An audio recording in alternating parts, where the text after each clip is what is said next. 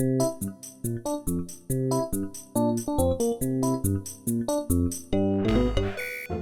up on this week's All About Hennessey show, Dancing in the Dome, this year's prom. This weekend, we will be host to over 700 cars. We learn about Hennessey's only Air B&B, and we get the school update from Dr. Woods. This and much more on this episode of the All About Hennessey show.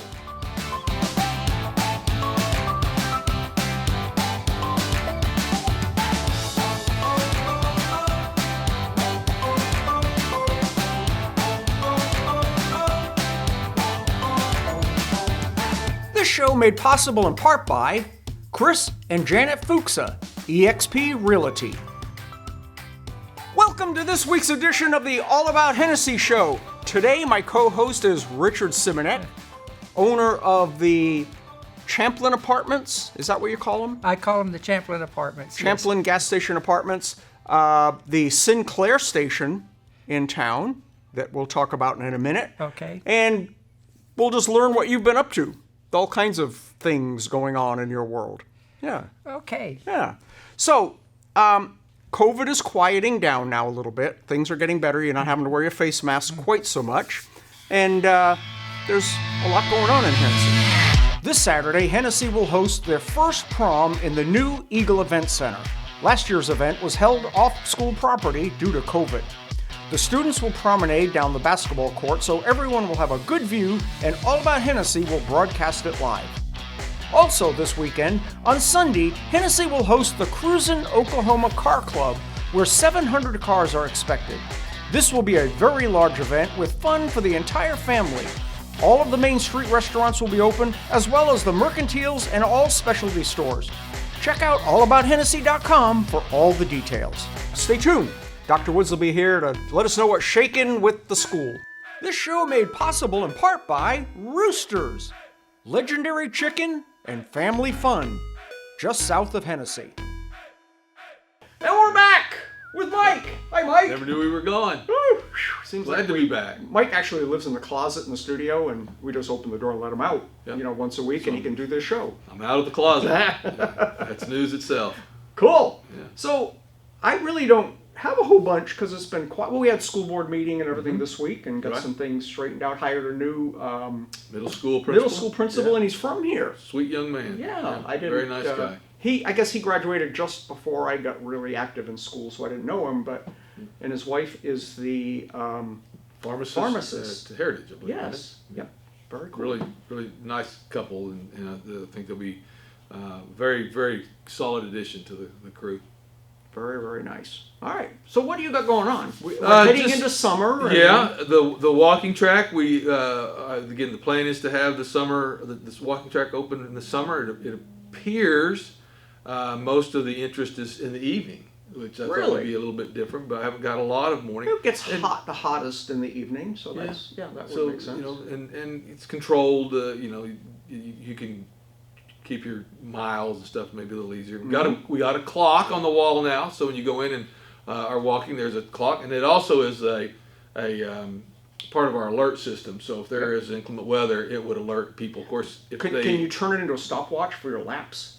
No, you cannot. I figured there'd be some fancy little app or something you got. Well, let me say we don't have that in place at this time. It certainly could be. Hey Todd, but program the clock. Get on that, Todd. But what the cool thing about it is if you're listening and you hear of a tornado warning on the school system and you're in the dome walking, you can just keep doing what you're doing. I was going to say, what better place to be if there's a tornado warning? Just keep walking. Yeah, and we had a little. I didn't want to put this on the show early on because we had a little hiccup in the system that it was receiving the alerts or the warnings from the National Weather Service, but it wasn't triggering the doors. We could make the doors trigger manually, but folks from Index came up. Todd worked with them, and they got that sorted out. So and people now won't be bouncing off the door. Won't be bouncing off the doors, and it keeps a log so we know that when the door had opened. And and that it was working, so we wouldn't catch any surprises of it was working, but now we have a power outage or whatever it might be, and it's not working at that time. So But summer walking schedule will be out, and we're working on getting our folks in line to do that. And can just mention the new schedule where we still have the 5 nights a week, plus the 2 days during lunch and the 3 mornings early on. And again, you think you've got that posted. Yeah, we did, and we got a lot somewhere, of good positive feedback on that. Oh, So, good. I got a couple emails. I didn't get a ton, but again, enough that you kind of get a feel for what people are thinking. So that's in place. Again, it could certainly in the next 4. I guess we're down to what, 3 weeks? Yeah, it's So this coming one up will be fast. 3 The weeks. prom is this Saturday. Yeah, that's on my list. Holy Prom, moly. and there's been discussions. The official stance on masks is wear them. Wear masks. The unofficial stance is, probably no one's going to scream at you if you don't. Sure. Um, I have a question about the prom. Okay. Now we're going to try to stream it. Okay. The promenade part, anyway. Right. And then so everybody can see the dresses and stuff. But in fact, it's still up in the air whether Todd or somebody is going to do it using school equipment, or I'm just going to stick my phone out there and do it. So we're working on that. Todd, call me. We've got new stuff. We do. So is everybody going to be allowed to come and be a spectator for that up in the bleachers? I believe the viewing of the prom. I don't know if it's closed, if it's just parents or not. That'd be a very good question for Beth Curran. Yes, to Beth, chime in help. on. We need to comment, Beth, on can spectators of any kind come and sit in the bleachers and watch the promenade? Because I guess they're promenading down the court. Yes, And we're then- going to use the basketball court. We have these carpet type of runners, so they'll actually be on the floor, and then they're going to walk in and go in from the basketball floor into the lobby, and that's where prom will actually be, is held in the lobby area. Okay. So the question is, we'll get the answer. We'll figure this out and just let you know, can you come and visit or just watch it online? You can just So stay you home know and you can watch it. do the online thing. Sure. I'm not sure that we have reached a place where we're just opening up everything, although, again, that is a goal of graduation. Right. Okay. Again, Beth would be the go-to girl for We'll all find out things the answer prom. to that. Okay. We are, so we good with summer walking and prom? Yep. Clear. Then, Check it. okay. I have Good. my So we don't forget and try to do Stephen it L. again. Smith pin here. Summer school. We are planning on having summer school again. If there was ever a year, I feel like we probably should have the extra stuff as much as we can. We opened up and we extended our after-school stuff, and so we plan on having summer school. And the schedule is not out yet, but that's coming. So if you're making your plans, it'll be May, June time frame. If you're making your plans, just know that we will be having summer school in that area. And how do you sign up for that? So that is the part that is not out yet. That is the summer school we will be having part. Just that, so. every single thing we post, someone always thinks of something we hadn't thought of. Yes. What time? What's the phone number? What's the Right. menu? What's Well, what I don't know. So here's how I function with the principals. They go, "Hey, can we do this?" I said, "Give me your plan. Tell me how you're planning on doing it." And so that's where we are right now. They're saying, "Hey, can we do the summer school?" And I said, "I think absolutely that'd be a great way to do it." I said, "Let's plan on May to June, and somewhere in that time frame." Now they're in the planning stage of, okay, how many kids will probably come, who's going to teach it, That's right, where are because we that's going to have recommended it. by the teacher, isn't it? Well, it can be. It Yeah. can be the parents, it can be the teachers, it can be grades, it can be if you've not passed your RSA test, the Reading Sufficiency Act test. You can do summer school and retest and still go on if you didn't do well on the state mandated test. So it's got a lot of tentacles that are reaching out, pulling Right. kiddos in from the community. And the littles, if they can come in the summer, the 3s or the 4 and 5-year-olds, and they can get a little more acclimated, and so the first day of big school when everybody's here, it's not quite as daunting. But again, that is something we are planning on having is summer school. So while I can't tell you how you're going to enroll and when you can enroll and stuff like that, I will tell you to maybe have everything laid out. Have it on your radar. And then whenever that information, because again, we're going to do this, you said till the end of school, so about another 3-4 times we'll have the show. And so during that reign of time, we'll get that on there. Get it figured out. When that's going to happen. Okay. Okay. Did we sell the school bus?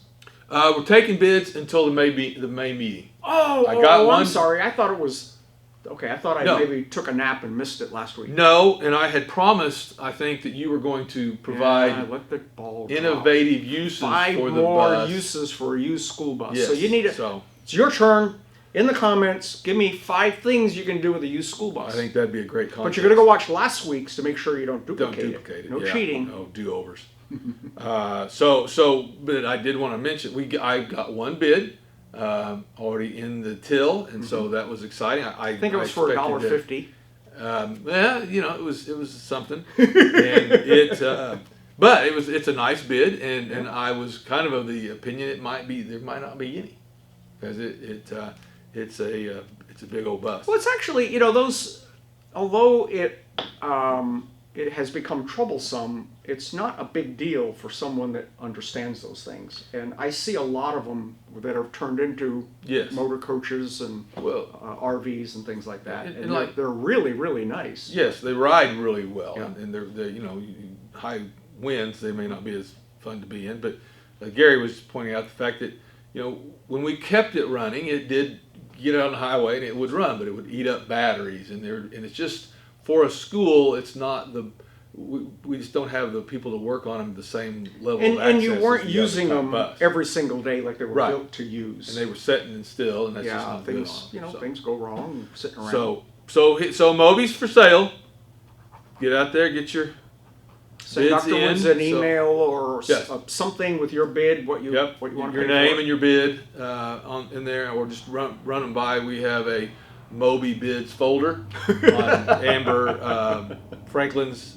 Not Amber. See, I had a really good friend, Amber Wilson, who was the cafeteria person at Drummond, who Randy Franklin reminds me a great deal of. So sometimes I call Randy Amber, like I did just then. Go see Amber Randy Yes. at the front desk. She's the front gatekeeper. desk. She's the one that actually pushes the button and let you in. Yes. Yep. Yes. And so Randy will have the Moby bid folder accessible, and she can take care of any bids if you want to walk them in and just give them to her. That'd be great. Good. Last thing, we had been loosening up the COVID restrictions. We had the first couple weeks where we kind of loosened up in the classroom, and I have emails from staff that are on 180 degrees separated. That either way, I'm doing it is wrong. So I'm well aware that both sides think I'm wrong half the time. They probably think I'm wrong all the time, but half the time I'm on their side. Because I honestly, I've had the full range of don't ever go back to what From you ever full leave. biosuits to why aren't we wearing our Polar plunge. Yeah. It's just on each end, but we have had a positive case or two. I think a case. I shouldn't say or two. We have had one positive case, and we had conversations with our local health officials that were saying, it's a little sketchy right now. There seems to be a tick up in the cases. They're more in the hospital in Enid, and so we're watching it real closely. As it stands right now, we have not gone back to the previous wear masks. The next step back would be to have your masks on in any public areas, which would include prom and stuff like that. My plea to you guys would be to wear your masks. We have graduation coming up May 9th. That's 3 weeks from this Sunday. God, if we can hold it together that long. Absolutely. Oh, The last that would be thing nice. you want to do is mess around and get the COVID right before graduation, because you would be quarantined and you would not get to graduate. There'd just be no way around it. And with the new CDC guidelines that are out now, as long as you have a mask on and you stay 3 feet away, you would not be considered a close contact. Now, if you came down with the COVID, if you were a positive test, that's a different thing. We can't do anything for that. But if we can look back and say, oh, Jack had his mask on, he maintained 3 feet social distancing, he's good to go. I mean, we have a little waiver that we're going to have you sign, say I have not had the COVID, not been around anyone that had the COVID, and that way you get on the floor of the graduation and we move on. But just please, if you can endure it for 3 weeks, just wear your mask, social distance, wash your hands, go that little bit extra mile. Look at where we were last year. I was just looking at some photos of how Someone's calling in. Someone's calling me right now. Hotline. They'll leave a message. The where we were at last year with the where they put the banners up on Main Street with all the senior photos and everything, because we Right. thought, we were never going to be able to get in the same room together, and how you spaced the auditorium for the not the auditorium, the dome for the graduation, and how well that Eagle worked. Event Center. Well, and I'll tell you, at the time when we had a live graduation, I don't know how many folks were aware of the fact that we had basically been shunned by the State Department, Oh, yeah. and we said, "Can you just give us a little cover?" And they would not. They would not. We were on our own. You had to take it. Had a legislator kind of chastise us for being so bold or reckless to have and to where we are today. Don't blow it, because everyone got to graduate last year. Yep. That was because we had some pretty strict conditions in place. So just if you can manage, seniors especially, anyone, I don't want anyone to get sick, but seniors especially, wear your masks, stay apart, do all the things, get graduated, and then do Then what you can you're go gonna wild do. in the streets. I was not, that came from Jack, that did not come from me. So if there's any wildness in the streets, do not show up at the next board meeting. There you go. Okay, Go never to the mind. town board meeting and complain about Jack. There you go. not Because the once school. you graduate, you're the town's problem. That's not right. the That's school's exactly anymore. So right. you go to the Yeah. other board meeting for that. Exactly. Yes. So, do you stream those? I do them the same as yours, where I record Oh, them and you then the record? next day. Yeah. Why don't you do the live one?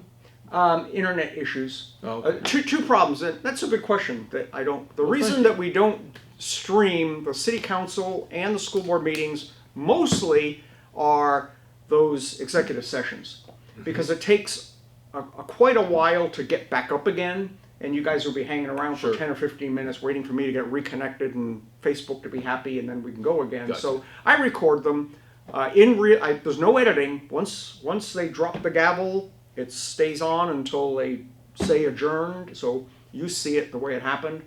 And in reality, even if it was live and you were commenting, well, those comments can't affect the outcome of that because it's not on the agenda and you haven't signed in, so it's not like I could raise my hand and ask a question for you. So the recording them and putting them up also gives it a better picture quality and sound and everything. We're still working on the sound. The sound is a little problem in those rooms, but that's why I record them and post them the next day. Very so nice. we're working Good on the to know. live thing, but it's still troublesome. So did we set the cameras up? Is there one of the new cameras in the seminar room, or are they all in the auditorium? All in the auditorium. Okay. There's three new robotic cameras in the Eagle Event Center, and they can also be picked up and moved over to the auditorium. If you look on the south side of the auditorium, you'll see four conduit coming out. And we did that because we've connected the auditorium. Oh, that's right. and I the, remember that. Event center Yes. are connected with with fiber. Well, the cable's there, but I don't think anything's on either end of it at this point. But No. we can tie the two yeah, together. right. For that purpose, if we have large overflow and we need that size. Geez, if we overflow the Eagle Event Center, I don't know Yeah. what's going on. Good. Be something. A lot of people in attendance. Yeah. Is that it? I'm done. That's a wrap. All right. Thank you, Jack. All right. We'll be right back with Richard Simunek and find out all about his Airbnb gas station thing. This show made possible in part by Prairie Quilt, where sewing is fun. QuiltNow.com. Sparky's Eatery. Breakfast, lunch, bakery. And we're back. Richard. Okay, so you were brought up, went to school in Hennessey, and then when did you graduate? And because that's a cool story about the old high school. I graduated in 1964. We were the last senior class to graduate out of the old high school. Now that's the one on Main Street. On Main Street. That's now the library. That's now the library. Okay. Uh-huh. All right. And by the way, the new school's operated more years than the old school has operated in length. Oh, really? Yeah. Uh-huh. The old high school was built in 1928 and closed in '64. Well, our new school is a lot longer in use than the old high school. But then went to Washington State for a couple of years. I had a job offer with the Department of Agriculture in Washington, D.C., And so we thought, well, okay, let's check out Washington, D.C. for a couple of years, and then we'll move back out west where we know it's the best. And to make a long story short, we were officially, my wife and I, who was my classmate, we were in Washington, D.C. for 38 years. When we got to Washington, we went into a state of shock. Because the Washington, D.C. we knew was from the news on the national news networks. Whenever, if the reporter would be in front of the White House or in front of the Capitol building or in front of the Supreme Court building, and these are beautiful buildings, so we thought we were arriving in beautiful D.C. It's all a facade. Yeah. It was a facade. When we arrived in Washington, D.C. in 1971, at 5 o'clock, downtown was empty, completely empty. And if you just walked a couple of blocks away from the mall, away from some of the museums, you encountered empty buildings.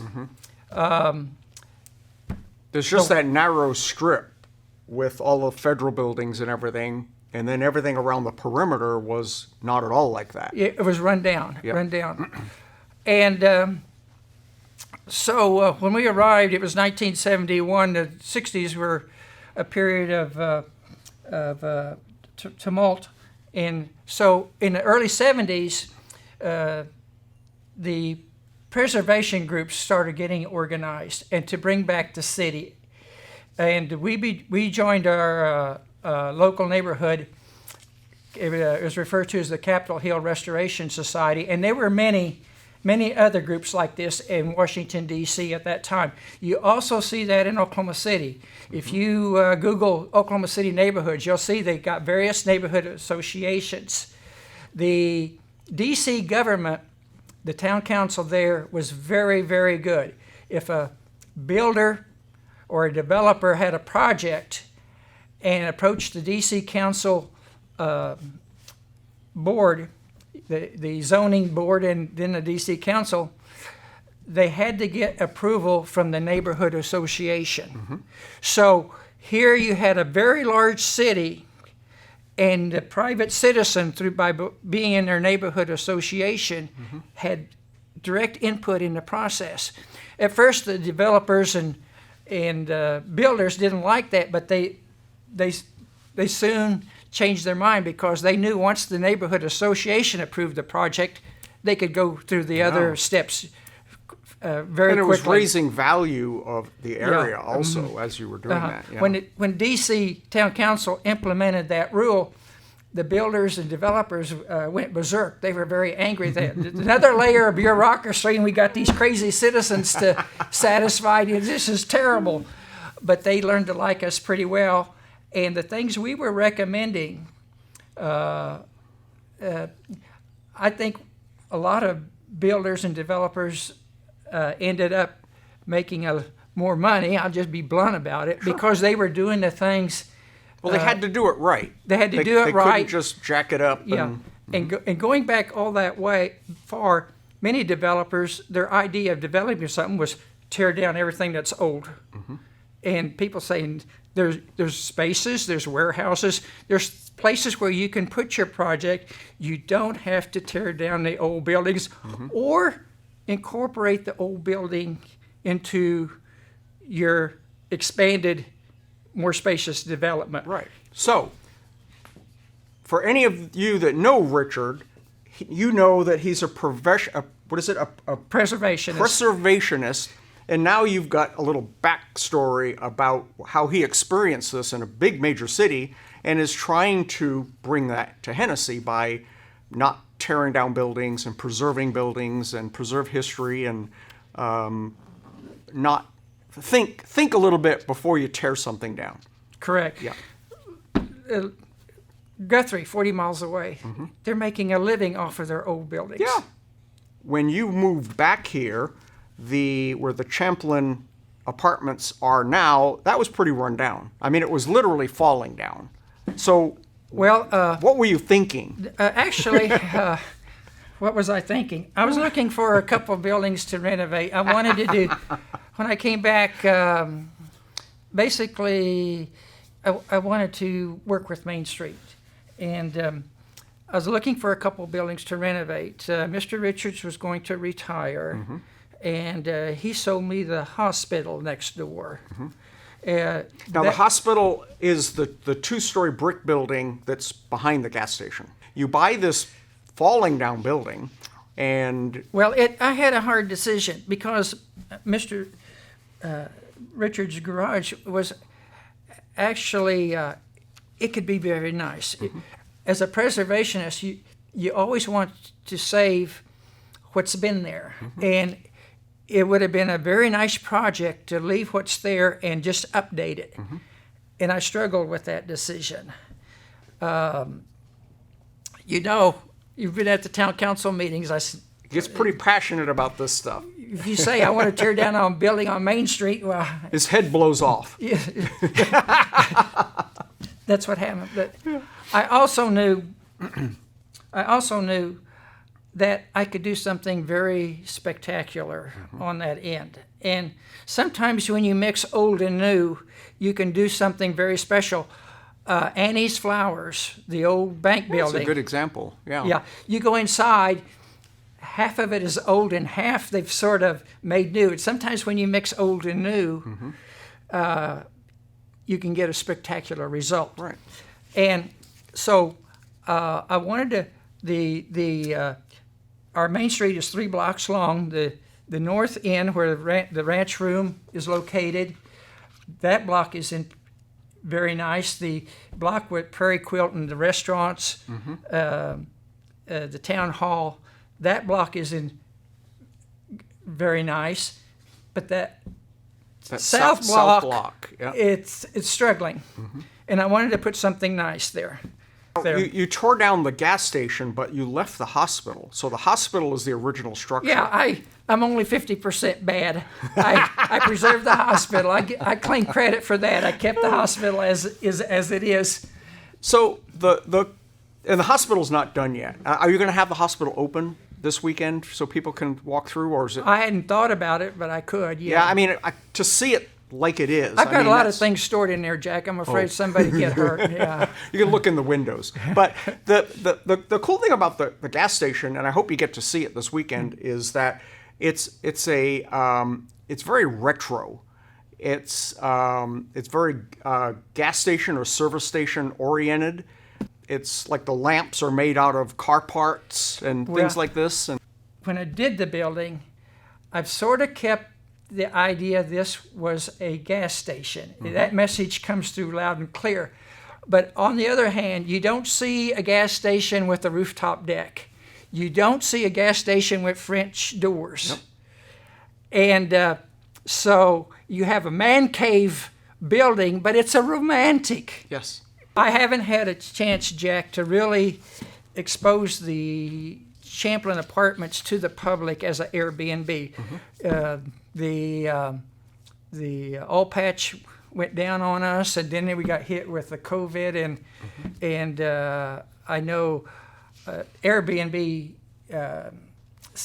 sends me things, and I know it's a struggle nationwide. So I haven't a chance to really test it. I think as we come out of this COVID mess, I really think properties like yours are really going to be interesting because of the uniqueness. Now, so what's it cost to stay at your Airbnb? Well, the thing I've enjoyed most about this is the guests I get. They've really been interesting. The Airbnb guest. I'm going to answer your question on price, Jack. I'm getting there. You know I can be. We're going to go around the block, but we'll get there. I'm taking the long way to answer your question. But the Airbnb guests are really they're a different animal. They're looking for an experience. They're willing to drive 40 miles from El Reno to Hennessey to stay at the Champlin gas station. This weekend I had my first biker couple from Wichita. They found me. They biked down. So they're looking for a very experience. The Wichita couple, I offered to take them here and there and give them a tour of this. And no, we just want to stay here. They want to go up on the rooftop. And so what's been amazing, I would say about a third of my guests has said, Richard, you're not charging enough. So I'm going to answer your question. The charge is $109 for both. And that's for 2 bedrooms. For 2 bedrooms, Yeah. See, and I'll show you pictures of what this looks like, and it's big. It's a big home. The smaller apartment, the west side apartment is 1,700 square feet. The east side apartment is over 2,000 square feet. So it's as big as most homes. It's big as most homes. Just about $100 a night, and that's equal for an average hotel room for just a 12-foot by 20-foot room, and so that's pretty amazing. Now, there's another property in town that you own. I don't know if a lot of people know you own it. That was in trouble. I thought it was in trouble, and it's the old Sinclair gas station on the opposite side of the street. And I learned that the station was for sale, and I'm not a hardcore preservationist like Richard, but I could see it being either torn down or turn into a mess. It's a gas station, cars and things like that. So I called Richard. In fact, I didn't call you. I ran over and banged on your window. I was working on the Champlin Apartments, and here came Jack Quirk. Yep. And we hadn't really met yet. So I'm like all excited. Oh my God, Richard, you got to come and buy this building and save it. And so anyway. Yeah, Jack saved the St. Clair building because I was so involved with the Champlin Apartment and the hospital next door. I didn't think about anything else. And here came Jack, and Jack said, Richard, can you buy the Champlin, the St. Clair station? I'm concerned somebody will buy it, either destroy it, or it'll be turned into car repair or something like that, and it'll be a messy location. Clint says, Richard, I want you to have the building. He had offers from other people, and why he didn't sell it, I don't know. But when I said I would buy it, he agreed to sell it. He said, Richard, I know you'll do something nice with it.